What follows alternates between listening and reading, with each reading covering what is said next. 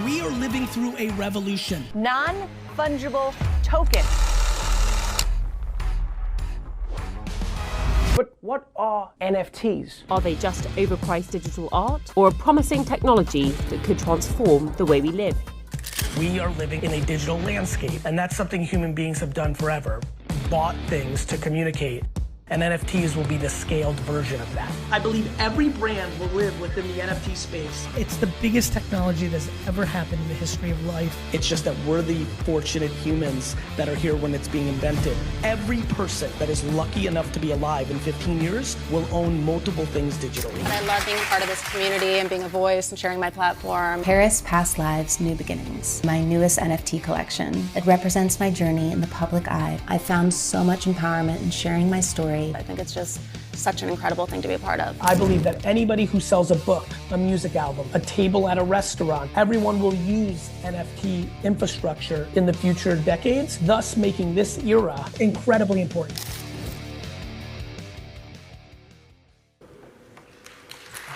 Okay, so let's welcome Swan, Gary, and Paris to the stage.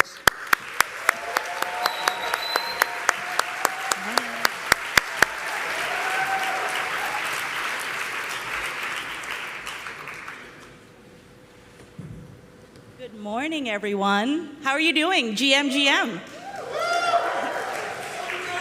Love you back. Well, today we're here to talk about the NFT revolution and what it means to brands and media. And I can't think of two better people to walk us through this journey. Now, these guys need no introductions. You know who they are. But I think it's useful to be reminded of the multi-hyphenate polymaths that they are. Paris is an actress, model, social media mogul, entrepreneur, investor, singer, and DJ. Gary's a businessman, author, investor, social media icon. I also saw you listed as a YouTuber and wine critic recently. But do you guys know their NFT resumes?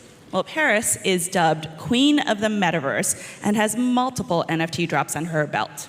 Kitty with Cryptograph for charity, Planet Paris, where she sold the iconic crypto queen for over $1 million, curated a Sotheby's auction, did a collection with Superplastic, and has built a world in Roblox. Gary has done VFriends version 1, where he imagined and drew hundreds of characters that we know and love. Book games, where he sold over a million books in, 4 hours? Insane. Trading cards, Uno, VCon, a conference not just for NFTs, but one to be reckoned with across all verticals. So now, for some of you new to NFTs, those words might sound like we're lunatics. So why don't we start with this? If you ask 10 people what an NFT is, you might get 10 different answers, and they can all be right. My attempt to explain it is that it's just a digital record on the blockchain. It's universally accessible, and you can't change it. So, for example, a Bitcoin, if you have 2 Bitcoin, they're interchangeable, doesn't matter. But NFTs, the non-fungible ones, they're unique. Gary, you do a ton of education in this space. How would you define an NFT? There's a lot of ways I define it, but first of all, I'm really excited to be here. I love being part of this industry, and I'm really looking forward to seeing a lot of you over the next week. And for the purpose of this industry, and I apologize, Swat, instead of defining it, which I think has been going on in nausea, I'm gonna just throw out one tidbit that I think could really help the audience. The biggest reason people struggle with what an NFT is because all of us, including myself in the beginning, bring our internet brain to the blockchain. Once you understand that there's something called the blockchain that is different than the internet, and that foundational technology allows for you owning something digital, unlike the internet, hence the joke of right-click and save, it starts the process of you being able to, quote unquote, get it. So it's a digital asset that you own, and the technology was written in a way that it really means you own it, and the whole world knows you own it. And that, as you can imagine, for us marketers and operators, opens up a lot of opportunity for utility and creativity. So it's a digital asset you can own. So even the photos that we take on our iPhones can be ours and known by the world. If you put it onto the blockchain and instead of letting it sit in a cloud or Amazon services or in a Web 2 environment. And that is something all of us will be educated on over the next decade. To remind, some of the OGs in this room remember 94, 5, 6, 7, 8, when people really struggled with the idea of the internet. Like most, again, I was there, people didn't even know how to get on the internet. The concept of www. People didn't know. People forgot to add the .com. This was real in 1996. Web 3 is new, it's real new technology, and a lot of people are struggling with it right now. Well, I think it's a good level set to start. So it's digital ownership. Now, I think it'd be really great if you guys talked about your journeys into this space, because you guys have been building for so long and we're so early. Paris. Well, a lot of people don't know unless they know me, but I'm actually a huge undercover nerd. And I started my journey into gaming back in 2004 when I released my first mobile game with Gameloft. Then I did my first digital wearables line in 2015 with Animoca.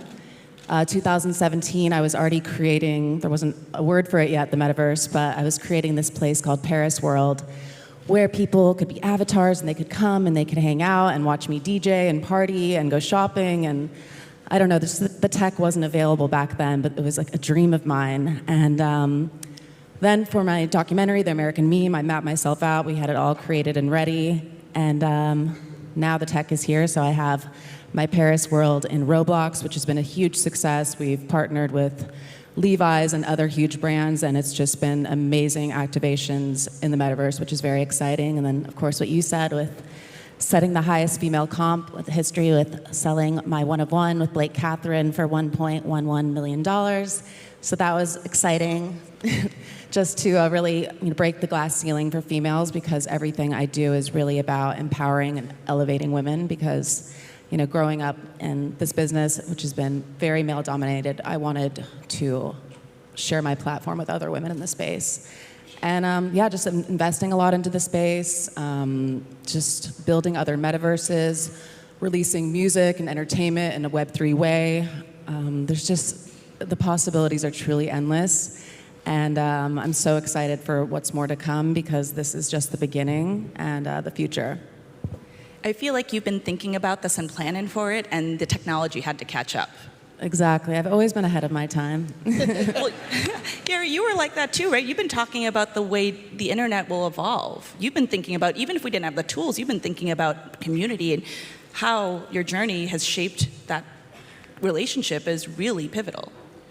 Yeah, I think for a lot of people in this audience, where I saw the potential of this kind of world existing first hit my radar when Farmville went ballistic on Facebook.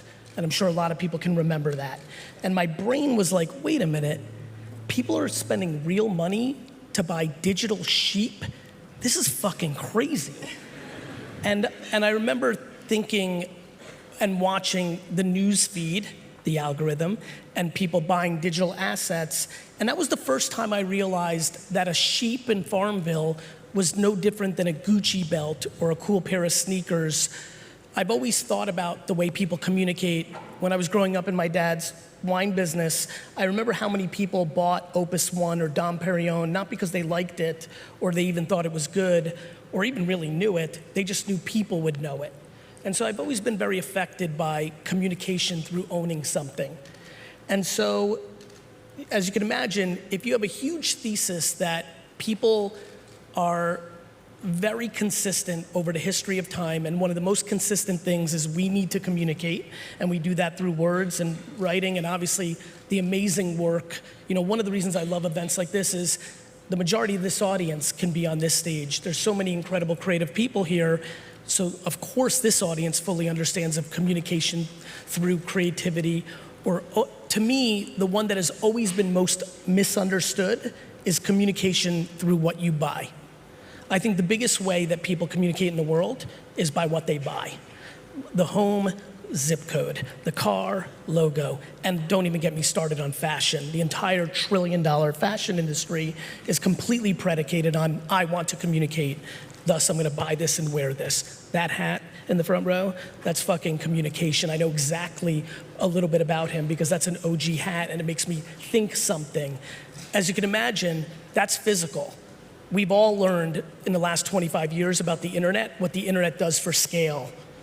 The blockchain as a scaled place where people will buy things for ownership to communicate who they are, I think is the most profound technology we've seen since the internet, and that gets into community and that gets into expression. For me personally, just to wrap up, I started, some of my friends here who've watched this 13-year journey of VaynerX, I think Vayner and VaynerX is unique in this industry because I built it for myself. I didn't build it to sell to a holding company or do the classic track. The reason I built it for myself is I wanted to use it to buy IP or old brands. What's going on with Crocs right now is straight out of my ambition and my playbook, the rebooting of a brand. So I always wanted to buy IP. Right before I started VFriends, I was negotiating and doing discovery on buying Gumby, the old little green character. So I've always been into nostalgia, and so obviously once I fully understood the blockchain, I said, oh wow, I don't have to buy the Smurfs or Scooby-Doo or Crocs, I can create it, and that's how VFriends, which is really a mix between Pokemon meets Sesame Street, was created. Now, I remember 6 or 7 years ago, that was actually our first conversation. We talked about brands coming back, but having to do a lot of work, not just with digital, but with community. But we talked about Ralph Lauren, Gap. I mean, these brands that we grew up with, but they're not at the forefront. So it's interesting that this revolution is bringing them back. Now, what's also interesting is that this revolution wasn't started by tech companies or just technologists, right? This revolution is about creators, artists, and most importantly, community. And so I jumped on Clubhouse during the pandemic, and I took a playbook from both of you guys and the communities you built. You don't call them fans and followers. You call them community. And so learning from you guys, I got to 3 million people in a year, but we treat them as a two-way dialogue. And I think that's really core to how we approach this space. I mean, Paris, when we held your Clubhouse to launch that Blake Catherine piece that was $1 million, people in the audience were dying. I had hundreds of hands raised for come up to talk to you, and people were in tears. You understand community better than anyone. Talk to me about why this is so different than Web 2. I think, Web 2 was really about building audience, and Web 3 is all about building community. And that's something I really love about this community, is everyone is so willing to teach each other, to support each other, lift each other up. It's so different, than the mentality in Hollywood, especially. It's where people are not competitive. Everyone wants to push this forward so people can understand, because it's a lot, I've been in this for a while, but I'm still learning every day because the tech is moving so fast and there's just so much. So I think that, people just need to kind of research into that and they'll understand more. But I have my little Hiltons who are all around the world and they are so amazing. And now I love just with the blockchain, the new technology where, for me, I just re-recorded my iconic song, Stars Are Blind. It's about to be the 20th anniversary, so we're recreating the music video and doing it all in a Web3 metaverse way for my new EP called Queen of the Metaverse. So really excited about that, and I'm gonna be releasing it so that the fans, not only do I take the power back and own my song and not the record label, but my fans will be able to participate in that success as well. So I think it's amazing just to build these communities, and I love how just NFTs, how just Web3 has brought people together in ways before that I've never really seen. And people from all around the world can go into these metaverses and virtual worlds and be whoever they want to be. And it's just exciting. And especially for me, I used to have to travel 250 days out of the year, constantly on a plane in a different country, just, working all the time. And now I can literally, for my honeymoon, I was in Bora Bora, just with my husband, in bed, DJing for like hundreds of thousands of people. And I was like, this is amazing. It's pretty powerful. And just everyone, how they react, they felt like they were really with me. And that's just when you go in and experience, I think if people haven't experienced going into it, go check out my Paris world inside of Roblox, and you'll see it's really exciting. We're doing concerts in there all the time, having my celebrity friends come in, singers and performers, and just really interesting people. So yeah, it's an exciting new world. So if people haven't checked it out, I would suggest it. So you can DJ in your PJs. Yes. Gary, community. I mean, you wake up and you talk to your fans, right? I get a cup of coffee, I put a face on, you wake up and turn on the camera.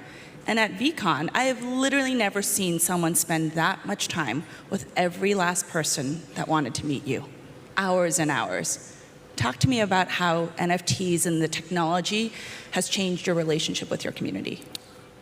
You know what, for me, I viewed Web 2 as community, and I do think Paris's point is right. And I think in the topic of like, what does this revolution mean for brands? You know, for me, this has been very consistent. I think the biggest thing that Web3 will do is expose pre-internet and even internet realities that I think this industry has been built in, which is this industry for far too long, over the last 30 plus years, has been obsessed with reach. That is how brand is built.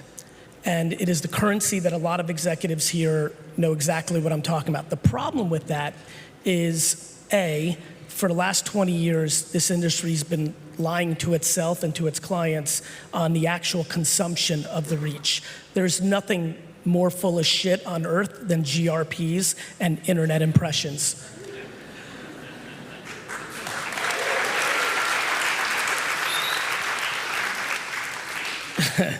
Please keep the lights on, because I'd love to see their face. It's much better.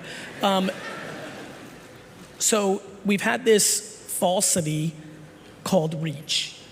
And what has always been the case is depth, not width.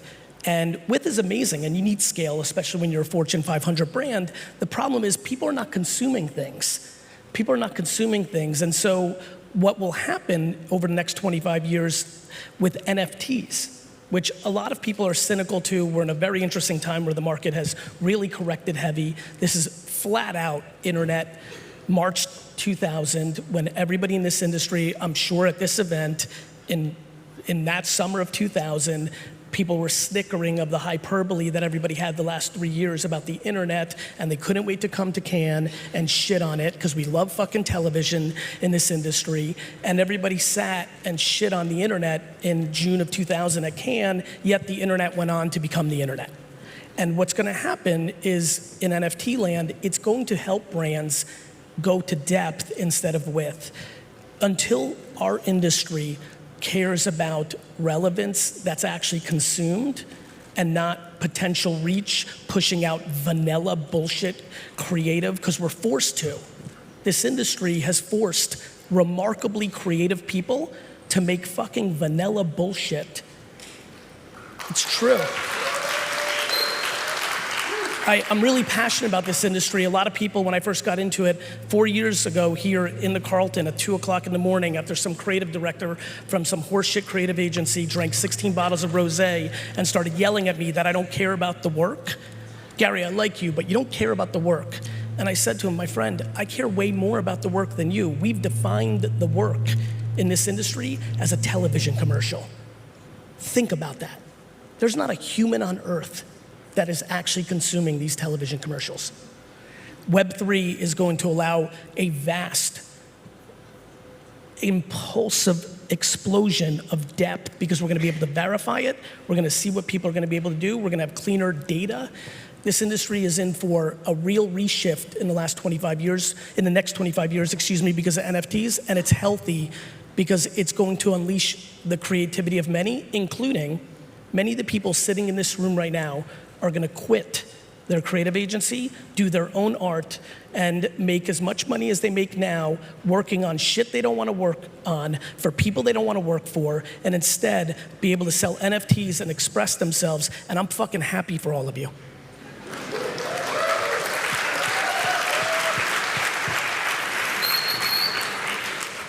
I mean, we're already seeing it change lives, right? a lot of people can access the I think those two are technology. quitting right, look at this. Those two are quitting right now, Right now. leaving. I fucking love you two, go get it.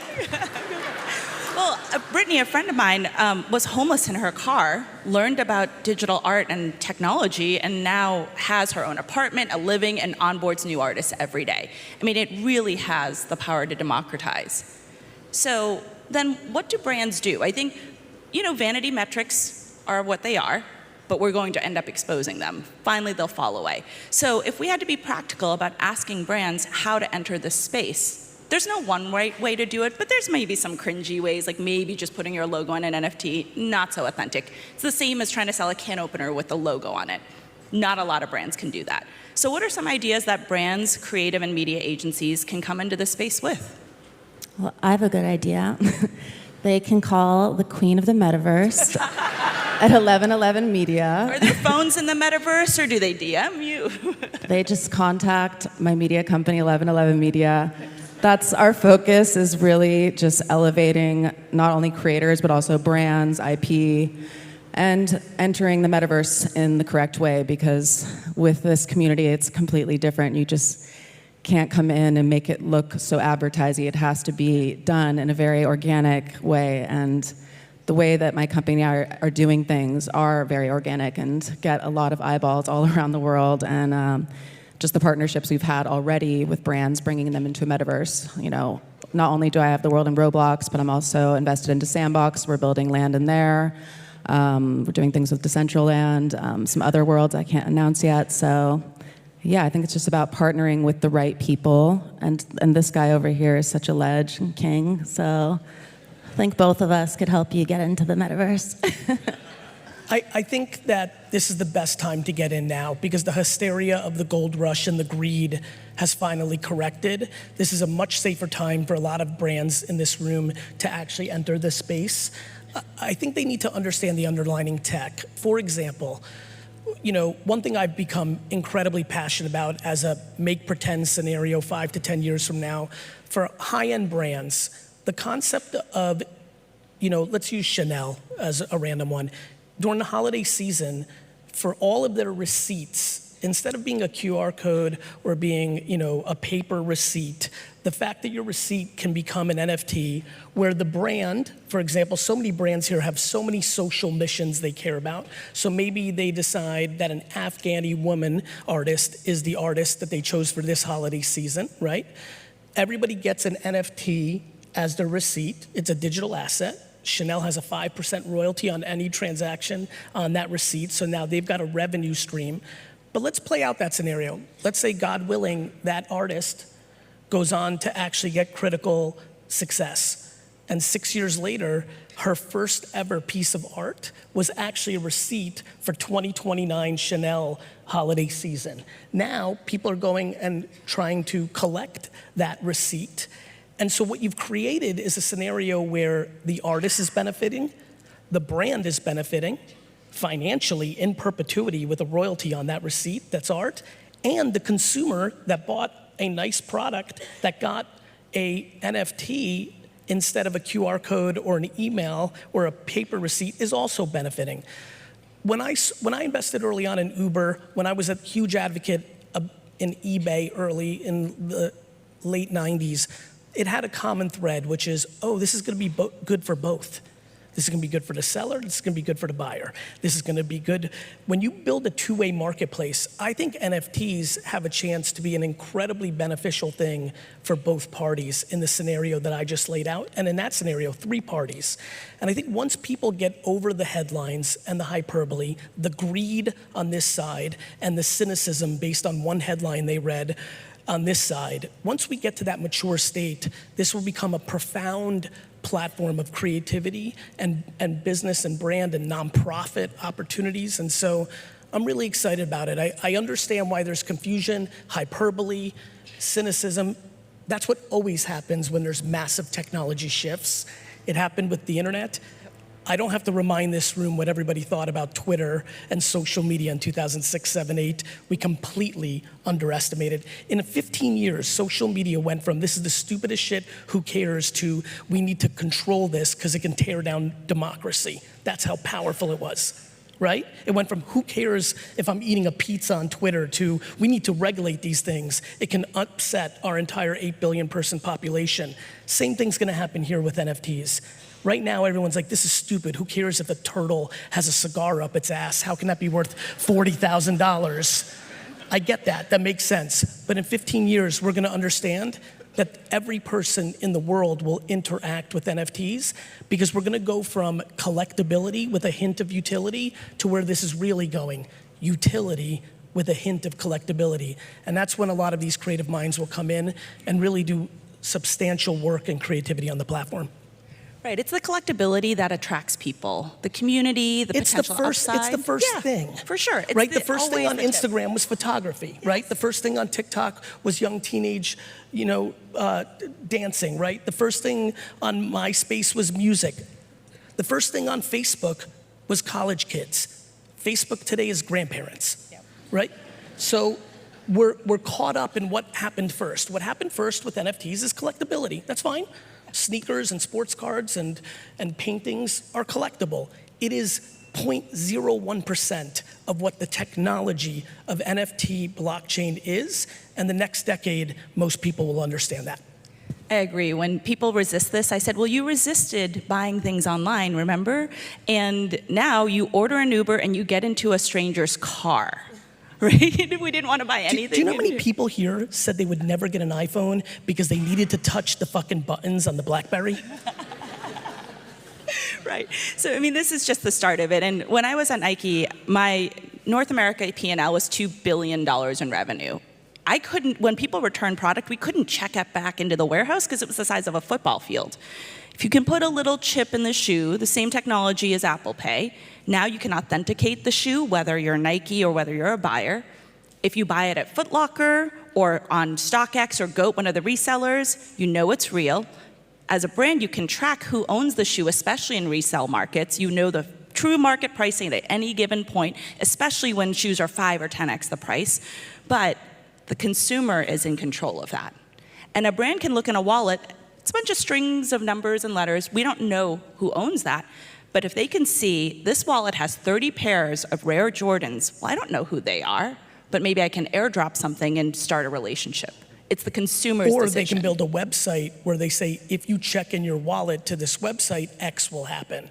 What people don't understand, again, the biggest thing I'd like to leave this talk with, given the quality of the audience, is before you decide something, have you actually done 50 hours of actual homework, right? And by the way, both sides. I've watched people go pro NFT and invest in things with no education, and that's why they lost their money.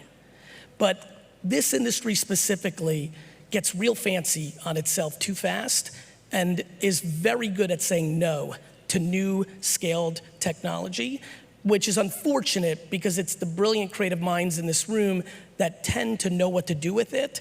We just get a little fancy. I mean, even the location of our biggest event is fucking fancy. And it's hard to get to. Well, but it's fucking fancy outside. It's very fancy. And so we get a little fancy and we say no too fast. I just hope people say maybe after this talk and do their work. And if it's no after 10 or 15 hours of homework for you, then that's amazing. That's you. You're allowed. But to say no off of 1 or 2 headlines or one conversation with some friend who you just take their opinion always keeps you away from the biggest opportunity. And I think that's a mistake. Well, let's wrap with talking about the future, because we are in a bear market. I said 95% of these profile photos, these cartoons projects wouldn't be around. I think you famously think 98% won't be around, and I think it's proving to be the case. But like you said, anytime something runs too hot, right, supply outpaces demand, we have a reset. This is now where the builders come in. So what do you guys predict for the future, for the industry or for yourself? For myself, I'm just going to continue to invest and innovate in the space and partner with brands and really just push it forward and elevate females in the space. Because like I said, just growing up in just this male-dominated space for so long, I really just want more seats at the table for women like us who are speaking about this and just simplifying it for people, because it's, some people are like, this is so hard. I have to download the MetaMask, and then I need this and the wallet, and it's just, I think that someone really needs to come out with the technology where it can be simplified for people so that everybody could be able to have this, because whether people like it or not, this is here to stay, and this is just the beginning, and there's so much more to come, and even just all the projects that I'm a part of that haven't even been announced yet, and things that I'm seeing right now, it's really just mind-blowing, and it's really just going to change entertainment, pop culture.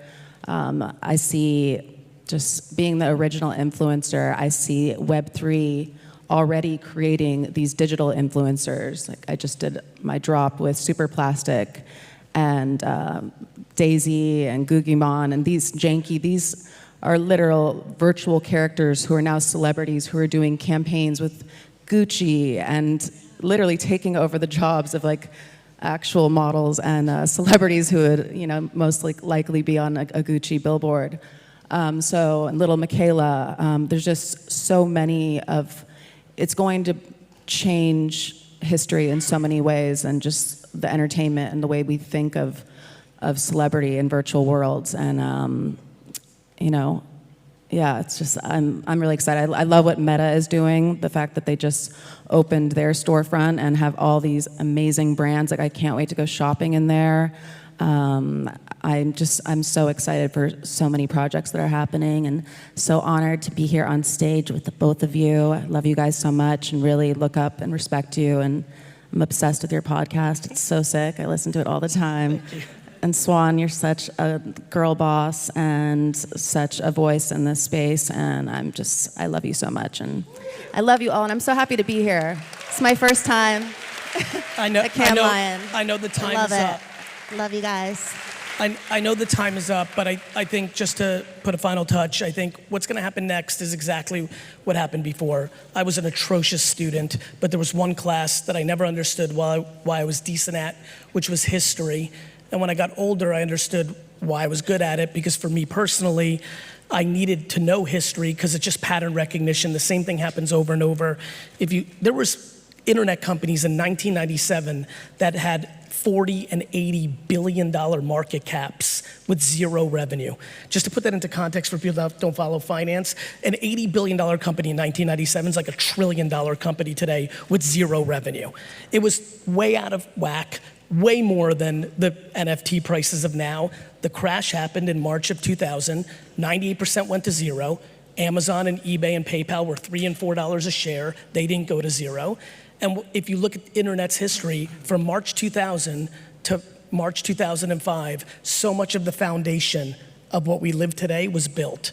I think over the next 5 years, the consumer applications of the consumer blockchain will be built starting right now for the next 5 years. And I think that's what this room should pay attention to, for opportunity to be creative or financially or whatever motivates them. And so thanks for having us. This was so much fun. And I hope to see a bunch of you around this week. Well, if we've learned one thing, it's be curious and open-minded. We said we wouldn't buy things on the internet. We didn't care what influencers were eating for breakfast, but that is part of how we live, work, and play now. Now, Gary, you have a little gift for everyone, right? Oh, You have a POAP? I know. So real quick, just to make it super simple, big shout out to Flow Code, Tim Armstrong and those guys. Thanks for putting this together. I think we all learned, and this is really fun for me, to use QR technology. We've all been aware of QR technology for 20 years. It took COVID to get people to actually use it. Yeah, menus. So I think everybody here will know how to use this. Why we wanted to do this, Paris and I and the VaynerX team, is I just want you to see how frictionless this is. This is a POAP, so it's not full Web 3. I would call this Web 2.5. And that's a concept that I think a lot of you should be doing for your campaigns. Half internet, half blockchain. But you take this photo and you'll have a digital asset if you put in your email in about 5 seconds. I always think the best, you can't read about doing push-ups. You've got to actually do them. Yeah. And I think you can listen to talks like this with people that are in it, but until you start doing it and tasting it, it's hard for you to actually create it for your partners or yourselves. So I hope just taking this photo, downloading it, and now having a digital asset might be a frictionless kind of experience that takes 1 minute that might spur ideas that you might bring to your organizations. So we wanted to just do that. So I hope you do that, and hope it starts your journey. And Have a great time. Who knows what it might bring, right? Like you said, future, it's on the blockchain. You know every single person who has Harris this. and I, in 4 years, might have a business meeting and be like, hey, remember that can thing? We can tell the people to check in with the Poe app and do a 1-hour stream. So like, there's just a lot of neat things that you can do. All right. Amazing. I know we Thank have you, to go. everyone. Bye, everyone. Thank you, everybody.